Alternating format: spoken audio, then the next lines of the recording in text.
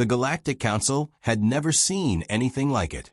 For centuries, they had negotiated, cajoled, and even coerced countless species into compliance with the terms of galactic peace.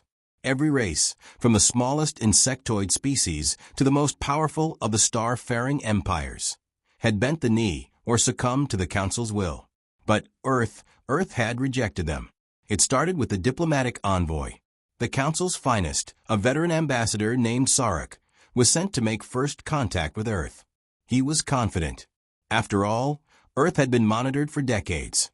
Humanity had not yet reached the stars, but their technology was advancing quickly. They were aggressive, unpredictable, and utterly stubborn, but nothing the Council couldn't handle. They had never failed before. Sarek's shuttle descended through Earth's atmosphere, its sleek metallic surface reflecting the clouds below.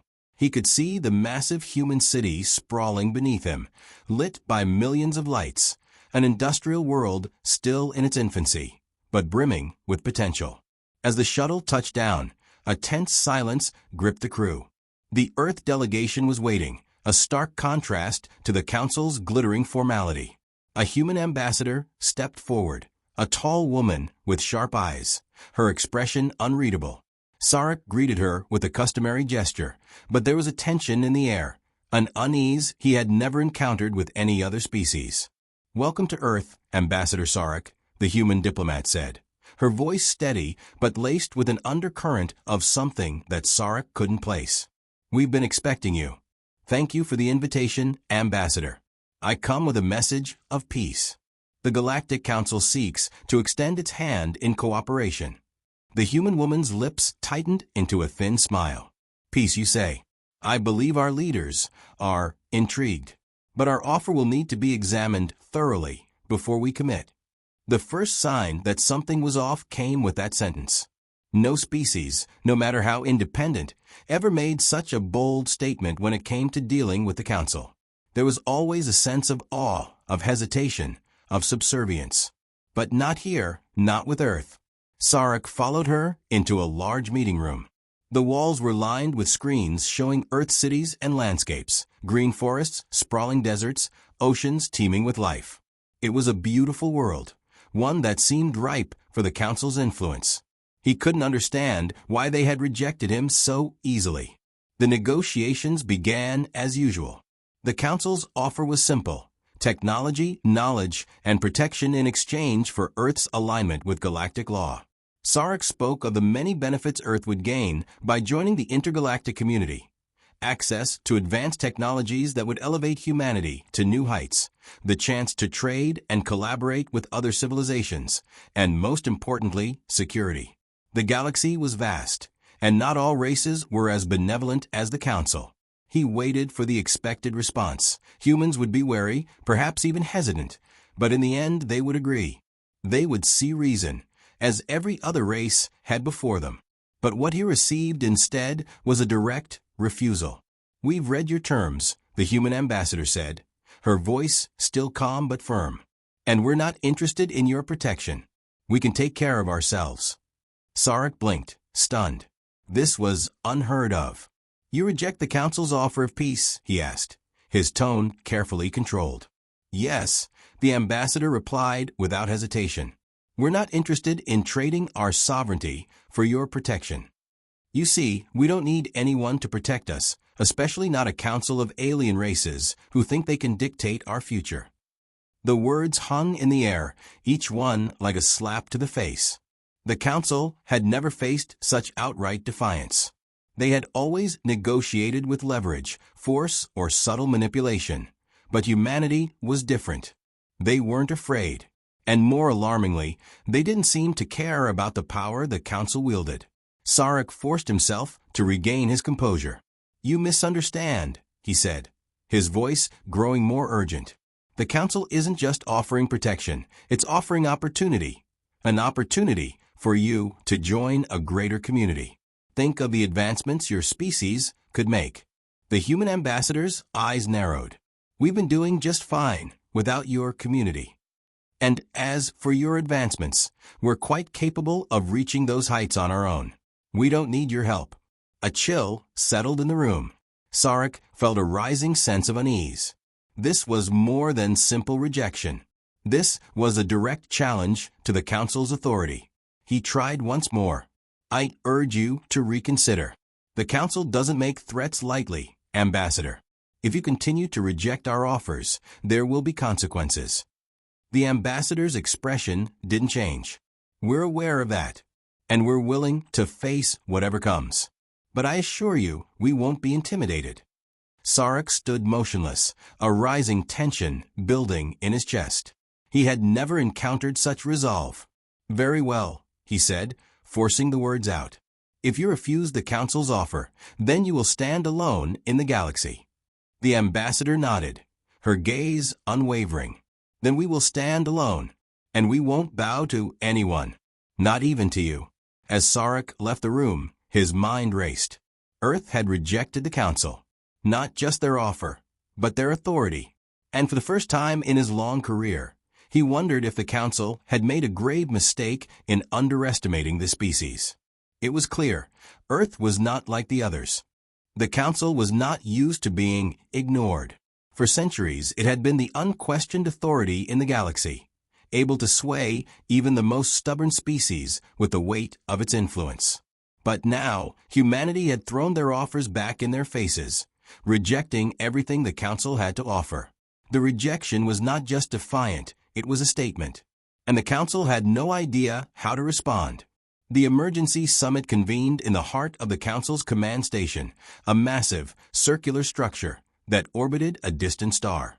Sarek was there, standing before the assembly of the galaxy's most powerful beings, his alien features stoic, but his mind racing. The room was tense.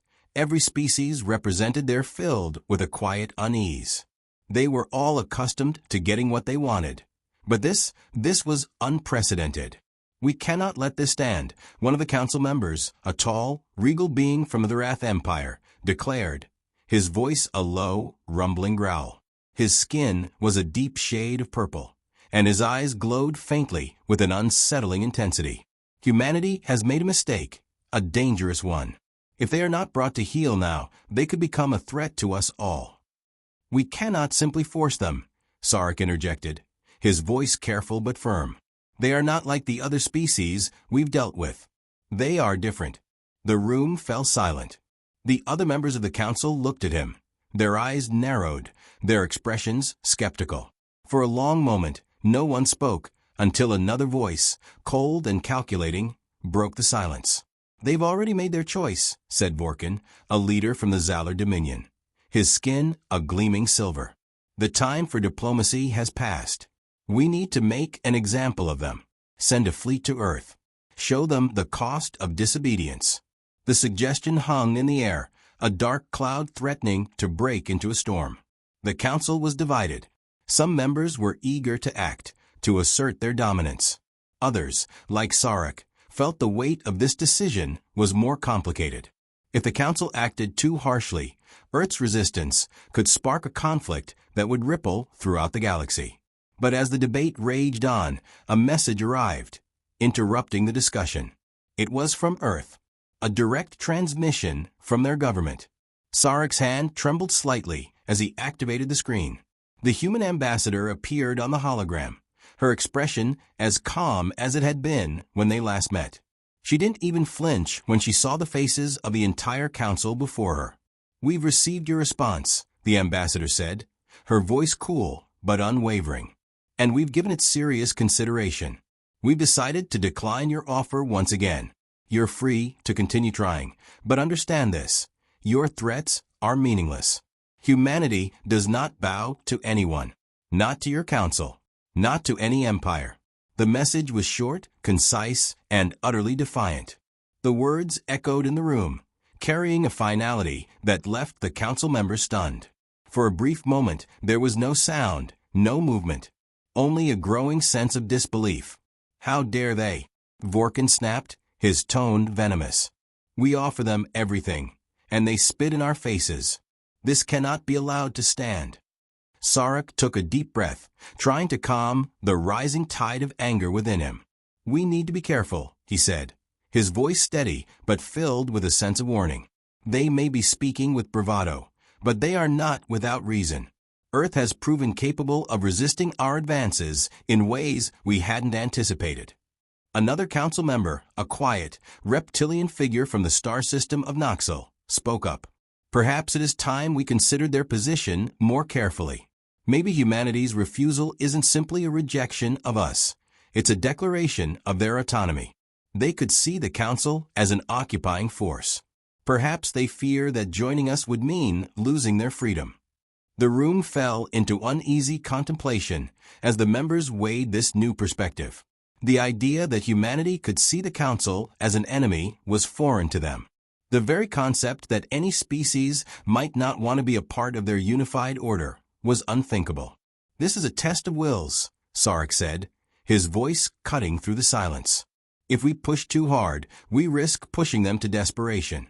Earth may not yet have the power to stand against us, but they have something we can't fully understand: their will. And what do you propose we do, Sarek? Vorkin demanded. You seem far too sympathetic to these Earthlings. Should we just sit here and wait as they continue to spit in our faces? I'm not suggesting we wait, Sarek replied, his tone sharper now. But we must recognize that they won't be intimidated. We need a different approach, one that shows our strength, but also leaves room for negotiation. If we push them too hard, we risk making them into enemies. We can't afford that. The debate continued for hours, each member of the council pushing for their own solutions. But none of them agreed on a course of action. The weight of the decision grew heavier with every passing moment. For the first time in their long history, the Galactic Council was unsure of its next move. In the end, they decided to send a final warning to Earth. They would give humanity one last opportunity to join the galactic fold or face the consequences. The message was clear: submit or be destroyed. But as Sarek transmitted the ultimatum, a single thought gnawed at him. What if Earth didn't respond like every other species they had encountered? What if they stood their ground? And worse, what if the Council wasn't ready for the consequences of their actions? The time for negotiation had passed. The stage was set. The Council's next move would determine whether humanity would become an ally or an enemy. And if Earth resisted, the galaxy would never be the same. The Council's threat was met with silence. Days had passed since the Galactic Council sent their final ultimatum to Earth. The message was clear: submit or face the consequences. The diplomats and military leaders of the Council awaited a response with bated breath, but none came. Earth, it seemed, had decided to ignore the warning entirely. Ambassador Sarek watched from his observation post as the Council's fleet began to assemble, ready for action. But something in his gut told him that this wasn't the easy conquest they'd expected. Humanity was unpredictable, and that was exactly what unnerved him. They weren't bowing to threats, and worse, they didn't seem afraid. On Earth, the response was as quiet as it was defiant. A short message arrived, but it wasn't the polite diplomacy the Council was used to. The transmission was a single sentence, spoken by the human ambassador with unwavering conviction: "We'll defend ourselves." That was all. The arrogance of it stunned the Council. To simply state they would resist without even an offer of negotiation, without fear or remorse, it was unprecedented. Sarek couldn't help but replay the conversation he'd had with the human ambassador days earlier. He had expected fear, hesitation, even anger. What he hadn't expected was this cold, resolute response. Earth wasn't backing down. And worse, humanity wasn't flinching. Back in the heart of the Council, the reaction was swift and furious. "We've waited long enough," one of the military commanders from the Zalar Dominion shouted. "Send the fleet. The time for diplomacy is over." But Sarek held up a hand, his voice calm but urgent. "We cannot approach this like any other conflict. Humanity is different. If we strike too hard, too quickly, we may make an enemy of them. They are unpredictable, and their resolve is stronger than any we've encountered." The Council's response was divided. Some, like Vorkin of the Zalar Dominion, pushed for an immediate military strike to crush Earth's resistance. Others, like the Council's political strategist, suggested a more calculated approach. use propaganda, economic pressure, and covert operations to destabilize Earth from within. But none of them were willing to admit that their influence over Earth had evaporated so suddenly. On Earth, however, the human response was not waiting for the Council's decision. Their leaders had gathered in secret, already anticipating the worst. "We've rejected them," President Eleanor Kane said, her voice low but steady as she addressed her military leaders. "And now they'll come for us. We need to prepare, not just to defend, but to show them that we will not be cowed." The room fell silent. The humanity represented there had long prided themselves on their resilience. The unspoken history of their species, warriors, survivors, innovators, had led them to this moment. They had built weapons, yes, but they had built something else as well. A unity, a collective will to stand together against a force far larger than themselves. "Are we ready?" Kane asked, her gaze sweeping over her advisors. General Marcus Drew, head of Earth's military, spoke up. "Our defenses are in place. The new weapons we've developed will hold up against their initial attack. But it's not just about defense, is it? We have to show them we won't submit." Kane nodded. "Exactly. This is no longer about negotiation. This is about sending a message to the Council. Earth doesn't need them, and we will never bow to their demands." Humanity's readiness was not based solely on weaponry. It was in their spirit, something the Council had overlooked. Earth's resilience wasn't just in their advanced technologies or their ability to withstand hardship. It was in the way they approached every challenge. They met it head-on, with a determination to never give up, no matter the cost. As the Council debated their next move, Earth was already on the offensive. They didn't wait for the Council's fleet to arrive. They struck first. A series of cyber attacks targeted the Council's communication networks, disrupting their ability to coordinate. The fleet's command center was compromised. A warning shot from Earth's orbiting defenses blasted across the skies of a nearby alien colony that had been aligned with the Council, sending a clear message. "We are not afraid of you," a voice boomed from Earth's central command. Sarek, watching from the Council's flagship, felt the weight of the shift. Earth wasn't just defending itself, they were asserting their independence. Humanity had crossed a line that even the Council couldn't ignore. The silence that followed the human strike was deafening. No one moved, no one spoke, and all eyes were on Sarek. He knew the next step would either solidify the Council's dominance or spark a conflict that would reshape the galaxy forever. As the Council prepared to retaliate, Sarek's mind raced. Earth had rejected their offers, their authority, and now their power was clear. For the first time in his career, Sarek wasn't sure if the Council had what it took to defeat humanity. It was no longer a question of whether Earth could be controlled. It was a question of whether the galaxy was ready for the humans who had just proven they would never bow. The Galactic Council had sent their most fearsome general, and Earth wasn't intimidated. The Council's patience had worn thin. After Earth's brazen rejection of all their offers, it was time for a more direct approach. And so they sent General Carrick, the most ruthless, battle-hardened leader in the entire galaxy, to bring humanity to its knees. Carrick's reputation alone was enough to strike fear into the hearts of even the most powerful species. And now he was tasked with bringing Earth under the Council's control. His warship, a massive dreadnought capable of obliterating entire fleets, emerged from hyperspace near Earth's orbit, its dark silhouette looming over the planet. The message was clear. Humanity was to submit or suffer the consequences.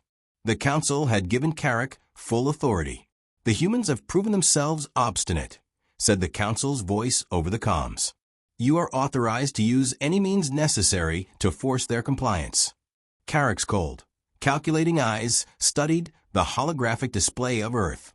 He had seen many species crumble before him, their cities burned to the ground, their people left in ruins. But something about Earth intrigued him.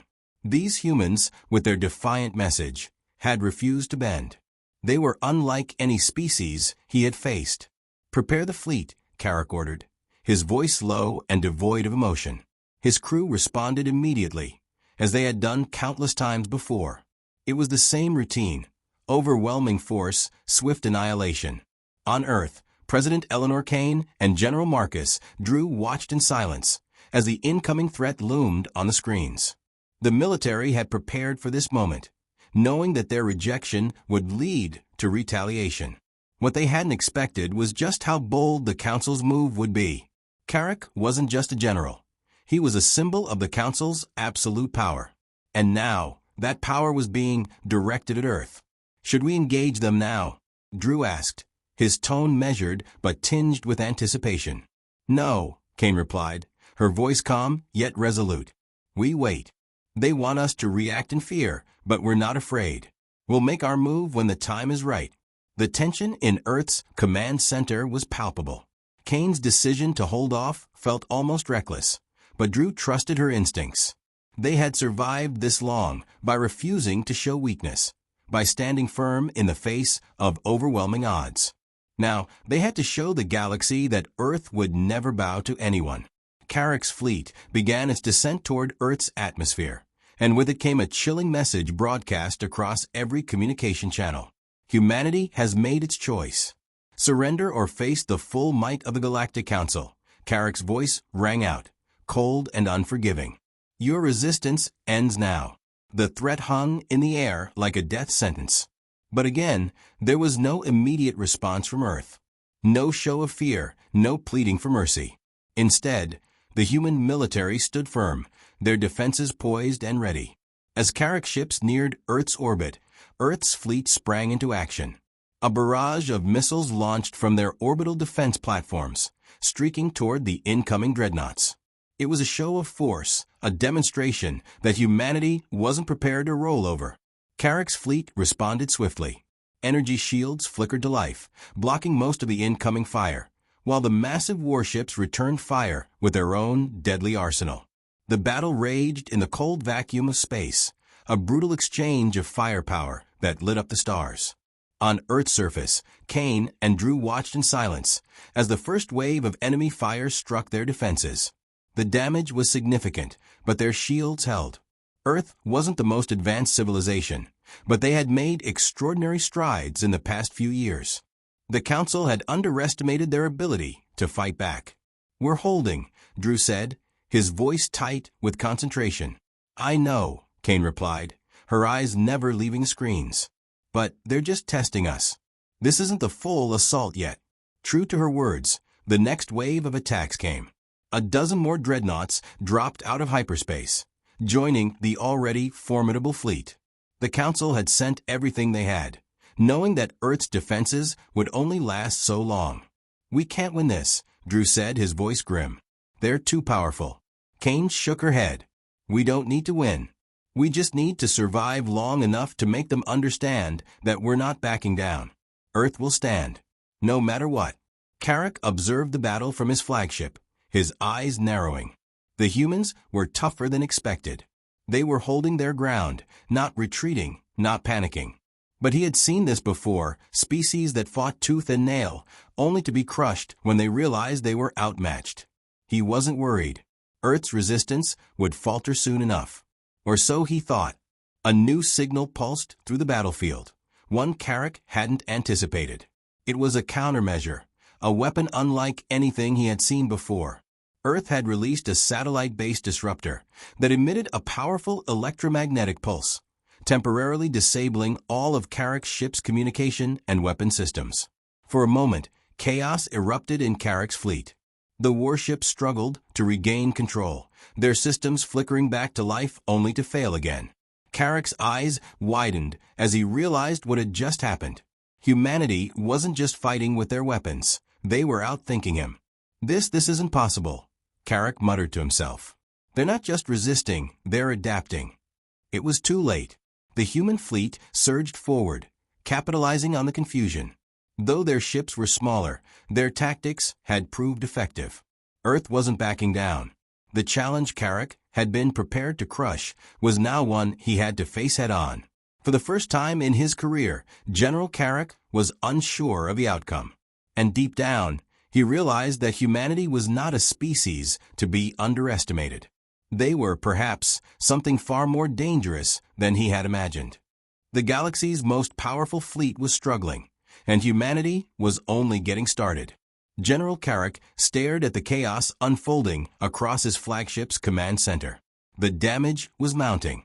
Despite the overwhelming size and firepower of his fleet, the humans had struck with precision, forcing his warships into disarray. Their tactics were unpredictable, their resolve unyielding. Earth's forces were not backing down, and Carrick realized with growing unease that he had underestimated them.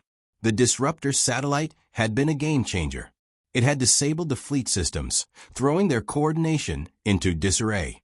For the first time in the battle, the Council's ships were vulnerable, and humanity had seized the opportunity.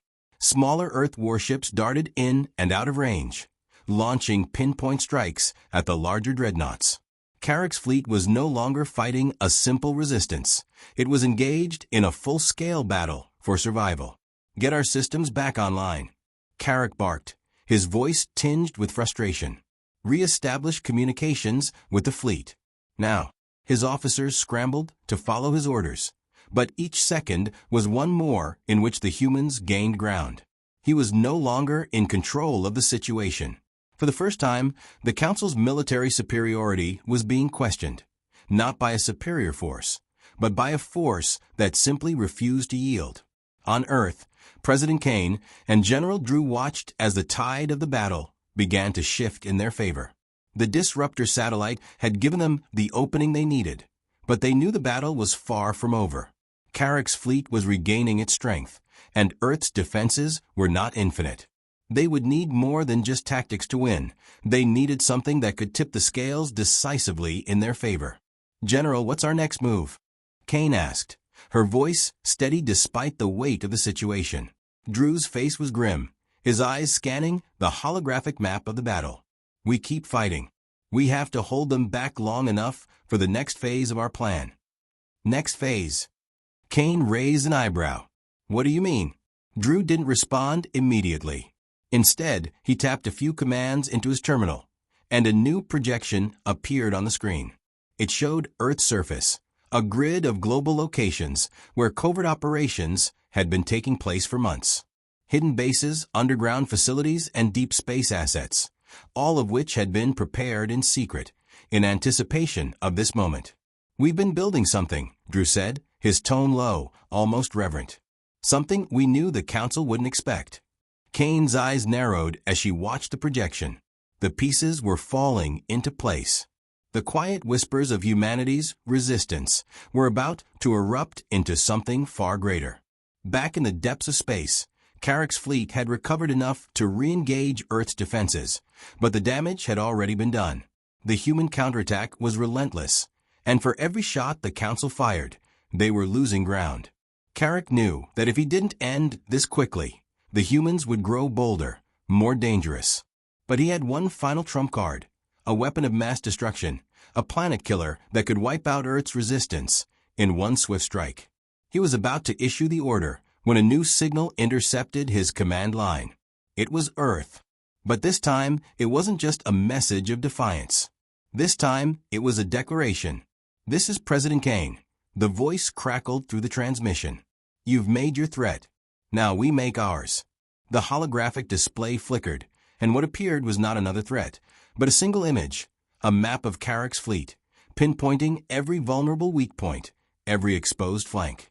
"We know where you're weakest," Kane's voice continued, "and we're coming for you." The transmission ended abruptly.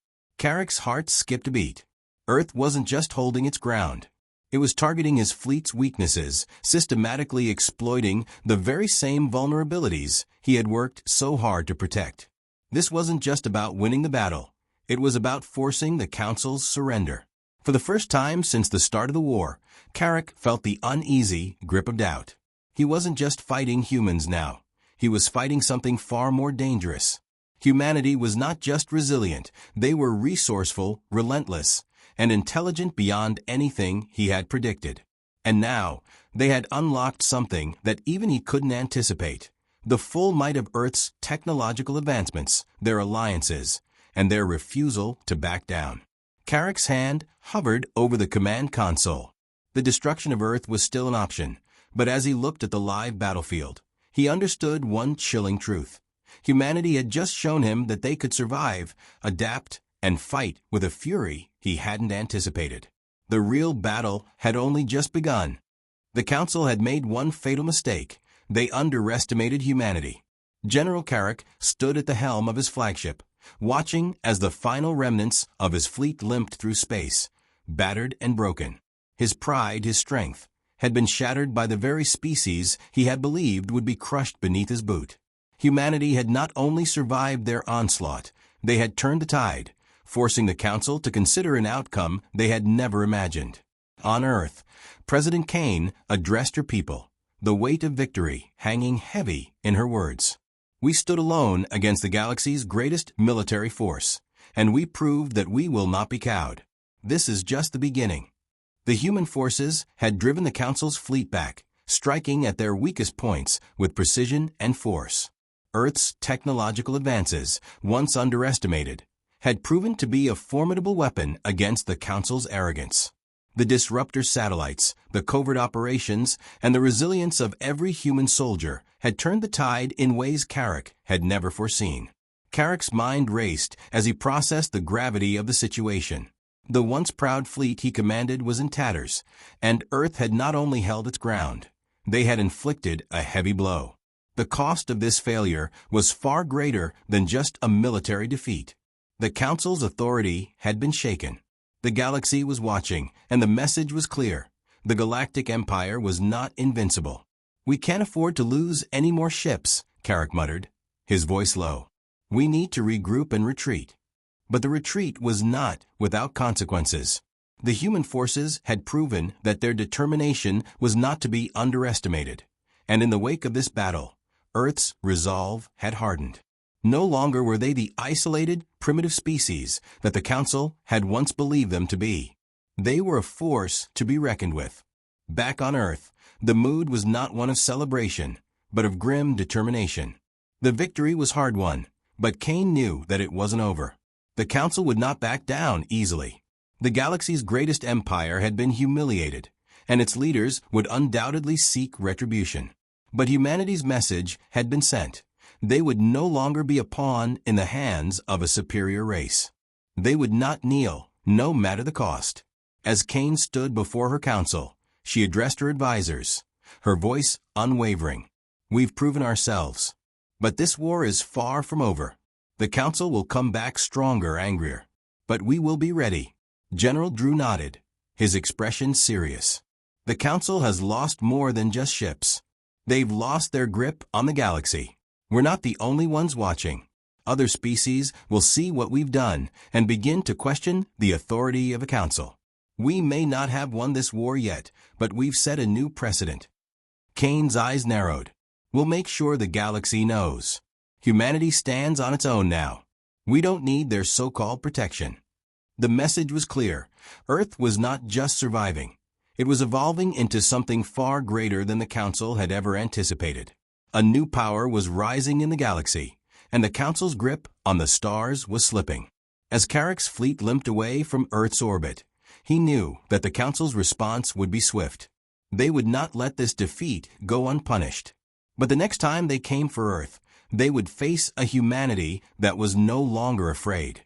They would face a humanity that had learned to fight back and had won. The galaxy, once firmly under the Council's control, now trembled on the edge of a new order. Humanity had proven that they were not just a force to be reckoned with.